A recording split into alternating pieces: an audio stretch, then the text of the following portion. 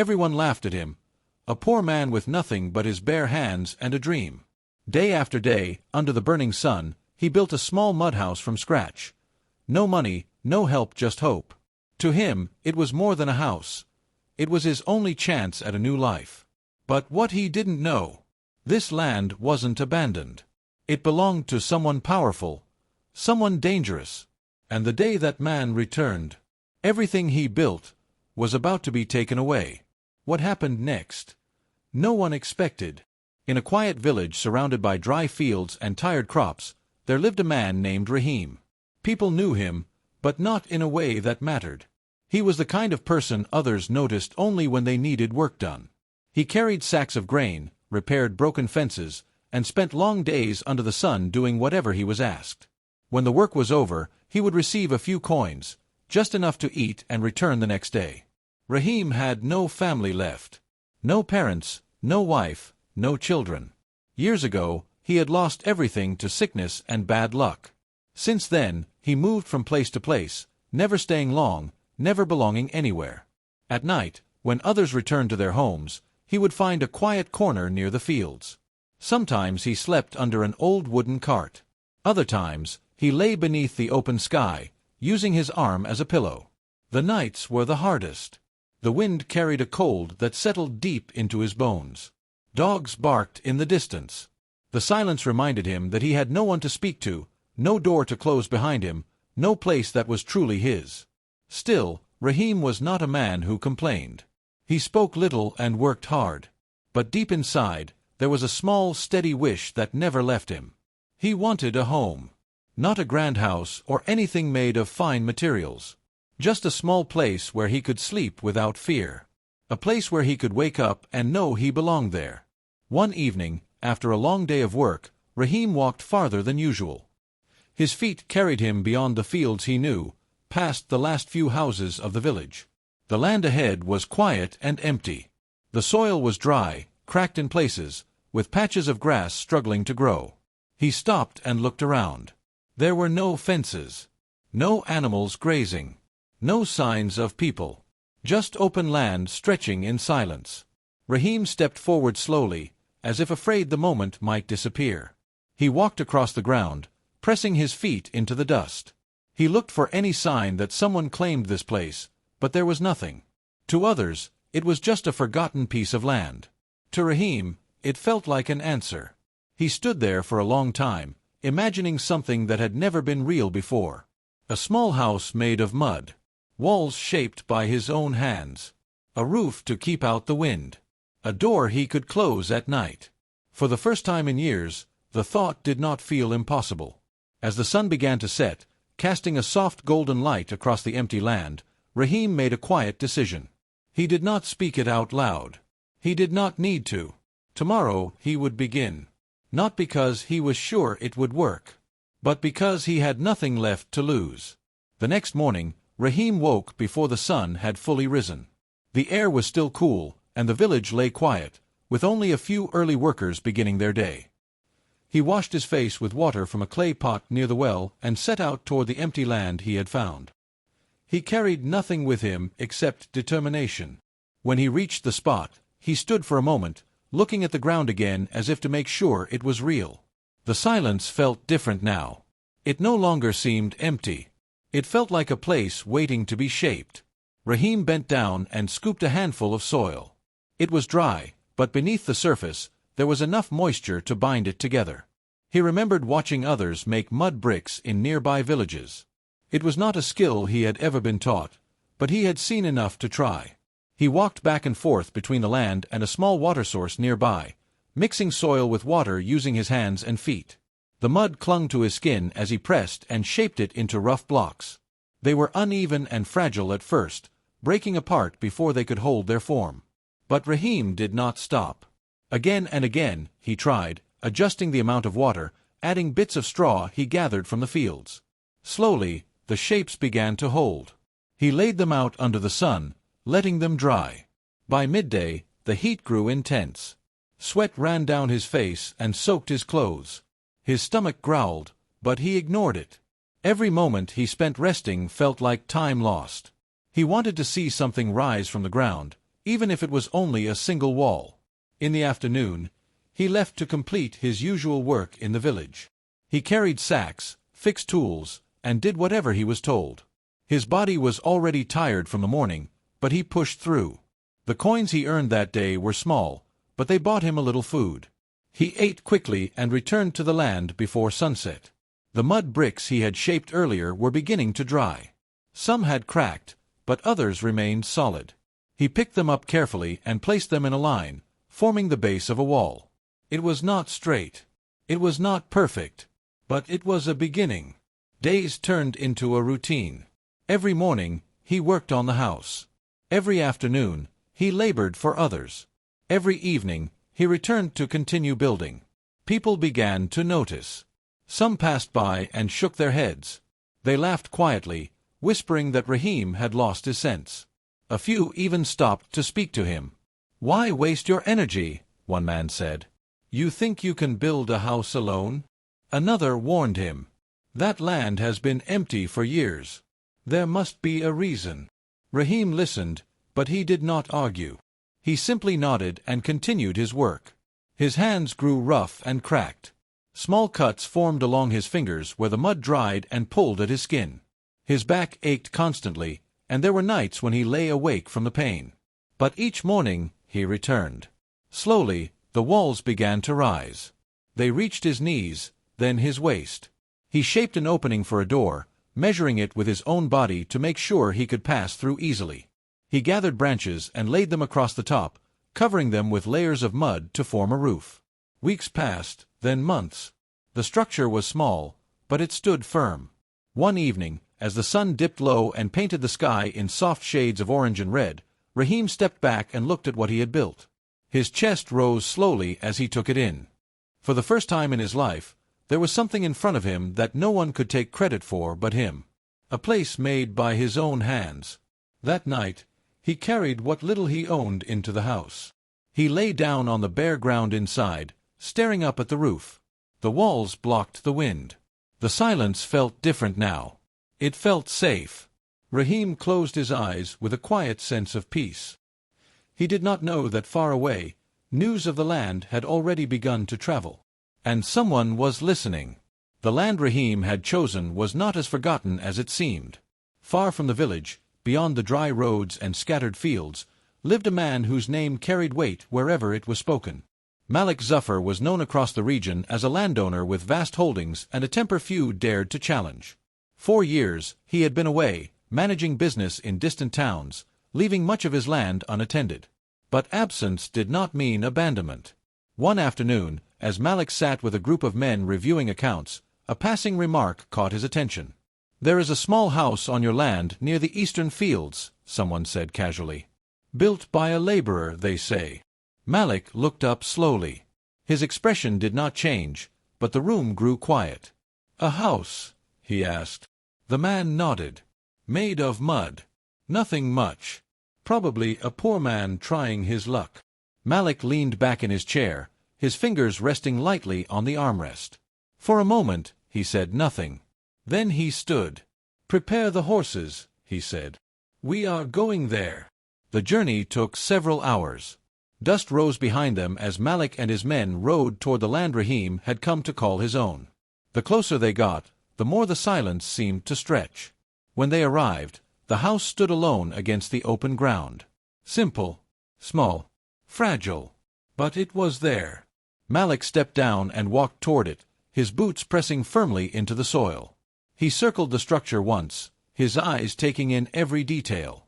The uneven walls, the patched roof, the narrow doorway. Someone had worked hard to build this. That did not matter. "Find him," Malik said. It did not take long. Rahim was nearby, gathering water. When he saw the men approaching, his body stiffened. He recognized at once that these were not ordinary visitors. Before he could react, 2 men seized him by the arms and pulled him forward. "Please," Rahim said, his voice shaking. "What is happening?" They dragged him toward the house, where Malik stood waiting. Rahim's eyes fell to the ground as he was forced to stand before him. "Did you build this?" Malik asked. Rahim hesitated, then nodded slowly. Yes. On whose permission? Rahim swallowed. I did not know it belonged to anyone. There were no signs. No fences. I thought it was empty. A faint, humorless smile crossed Malik's face. You thought, he repeated. And that gave you the right to take what is mine? Rahim dropped to his knees. I took nothing, he said quickly. I only built a place to live. I have nowhere else. Please, I meant no harm.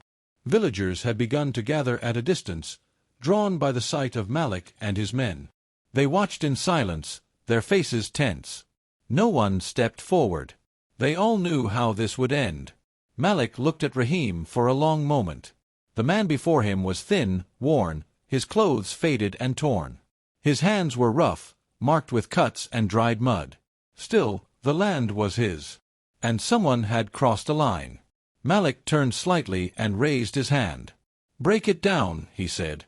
His men moved without hesitation. Rahim's head snapped up. No, he cried, scrambling to his feet. Please, don't do this. It is all I have. But his words carried no weight. One of the men picked up a heavy tool and struck the side of the wall. The mud cracked, a piece falling away and breaking on the ground. Rahim stumbled forward, but another man held him back. With each blow, the house began to weaken. The walls that had taken months to build started to crumble within moments. And Rahim could do nothing but watch. The sound of breaking mud echoed across the empty land. Each strike landed with a dull force, sending pieces of the wall crashing to the ground. Dust rose into the air, settling on everything, including Rahim's face as he struggled against the grip holding him back. Stop, please stop, he begged, his voice breaking. No one answered. Another section of the wall gave way. The doorway he had shaped so carefully began to collapse at the edges. The roof sagged as the support beneath it weakened. Rahim felt something inside him give way with it. This is my home, he cried out. I built this with my own hands. Every piece, every wall. I worked for it. The men continued as if they had not heard him. The villagers stood at a distance, watching in silence. Some lowered their heads. Others looked away, unable to bear the sight. But no one stepped forward. Fear held them in place. Rahim's legs gave out, and he fell to the ground. His hands pressed into the dust as tears streamed down his face. He did not try to fight anymore. There was no strength left. The house was falling. The only thing he had ever called his own was being erased in front of him.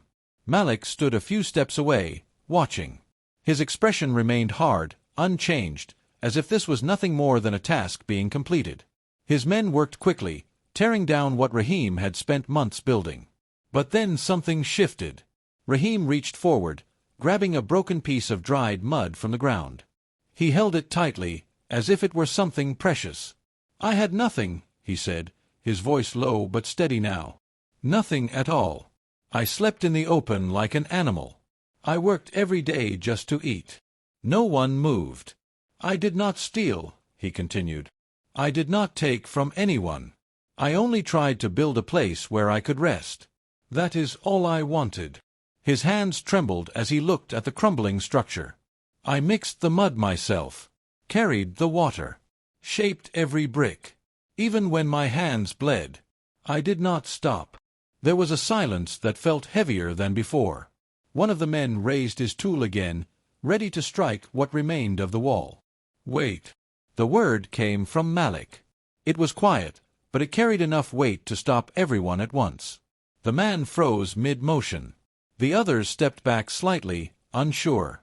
Malik walked forward slowly, his gaze fixed on Rahim. He looked at the man more closely now. Not just at his face, but at his hands, his arms, the way his shoulders slumped under a burden that was not just physical. These were not the hands of someone who had taken something without effort. These were the hands of someone who had built something from nothing. Malik turned his head and looked at what remained of the house. It was damaged, but not completely destroyed. Parts of the walls still stood. The shape was still there, fragile but real. For a moment, he said nothing. The wind moved lightly across the land, carrying the dust away. Then Malik faced his men again. No more, he said. They lowered their tools. The villagers looked at one another, confused. This was not what they expected. Rahim slowly lifted his head, unsure if he had heard correctly. Malik stepped closer, stopping just in front of him. "You built this alone?" he asked. Rahim nodded, his eyes filled with uncertainty. "Yes." Malik studied him for a long moment. Something in his expression had changed, though it was hard to name. The anger was still there, but it was no longer the only thing. The air felt still, as if even the wind was waiting. Malik Zufar stood facing Rahim, his eyes no longer fixed on the broken house but on the man in front of him. The silence between them stretched, heavy and uncertain. His men waited behind him, unsure of what would happen next. Rahim remained on his knees. His hands were covered in dust, his face marked with exhaustion and grief. He did not speak. He did not dare to hope. Malik slowly turned his gaze toward the half-destroyed structure again. The walls still standing looked weak, but they were real. Someone had shaped them with effort that could not be denied. He remembered the words Rahim had spoken. Every brick, every hour, every drop of sweat. A long breath left Malik's chest. "Stand up," he said at last. Rahim hesitated, then slowly rose to his feet. Malik looked at him closely. "You thought this land was empty," Malik said. "But it was not yours to take." Rahim lowered his head again. "I understand," he whispered. There was another pause. Then Malik spoke again, his voice steadier now. "But I also see what you have done." Rahim looked up slightly, confused. Malik gestured toward the broken house. "You built something where there was nothing. Alone. With nothing but your hands." He paused, as if weighing his next words carefully. "That kind of effort is not common." The villagers watched in silence, unable to predict what would come next. Malik turned to his men. "No one will touch this house again." A murmur passed through the crowd. Rahim froze. Malik faced him once more. "This land will remain here," he said. "And you will stay." Rahim blinked, struggling to understand. "You mean—" "It is yours," Malik said simply. For a moment, Rahim could not move. The words did not feel real. His eyes filled, but he did not speak. His chest rose and fell as if he had forgotten how to breathe properly. Malik turned away, already walking back toward his horse. Behind him, Rahim stood still, overwhelmed, as the reality slowly settled in. The house he had built with nothing but his hands was no longer just a dream. It was his life. Rahim stood in front of the broken but surviving walls of his home, unable to move for a long time. The same land that once felt like a mistake had now become the place where his life had changed forever. He ran his hand over the rough surface of the mud wall. It was still cracked in places, still uneven, but it was standing. And now, it would remain standing. Behind him, the villagers slowly began to leave. The fear that had once filled their eyes was gone, replaced with something quieter. Respect, surprise, and disbelief at what had just happened.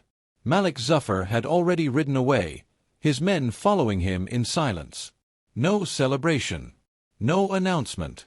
Just a decision that changed everything. Rahim finally stepped inside what remained of his house. He looked around at the small space he had built with nothing but effort and patience. For the first time, it no longer felt empty. It felt like belonging. He sat down on the ground, letting the silence settle around him. Not the silence of loneliness, but the silence of peace. If this story touched you, take a moment to think about it. Sometimes the smallest efforts come from the biggest struggles. And sometimes, what looks like nothing to the world is everything to someone else. If you enjoyed this story, like the video, subscribe for more emotional stories like this, and share it with someone who believes in second chances and quiet strength. And tell me in the comments, what would you have done if you were in Rahim's place?